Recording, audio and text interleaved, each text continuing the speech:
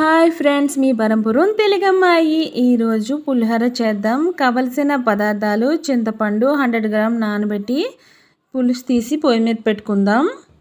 ఇదైతే వడపోసి పక్కన పెట్టుకున్నాను, పొయ్యి మీద పెడుతున్నాను. దీంట్లో సరిపడినంత ఉప్పు, సరిపడినంత పసుపు, అలాగే పచ్చిమిరపకాయలు, అల్లం ముక్కలు, కరివేపాకు కూడా వేసుకుని తగినంత బెల్లం వేసుకుని బాగా ఉడికించుకోవాలి. ఇదైతే తిరుపతి ప్రసాదం ఎలా ఉంటుందో సేమ్ అలాగే ఉంటుంది. చాలా టేస్టీగా ఉంటుంది. ట్రై చేసి చూడండి. ఇవన్నీ వేసుకుని బాగా ఉడుకుతుంది కదా, ఇది వేరే కళాయి పెట్టుకుని ఆవాలు, జీలకర్ర, మెంతులు ఫ్రై చేసుకుందాం. ఆవాలు అయితే 4 స్పూన్స్ తీసుకుంటున్నాను. 1 స్పూన్ జీలకర్ర, 1 స్పూన్ మెంతులు బాగా ఫ్రై చేసుకోవాలి. బాగా ఫ్రై అయిన తర్వాత మిక్సీలో వేసుకుని పౌడర్ చేసుకుందాం.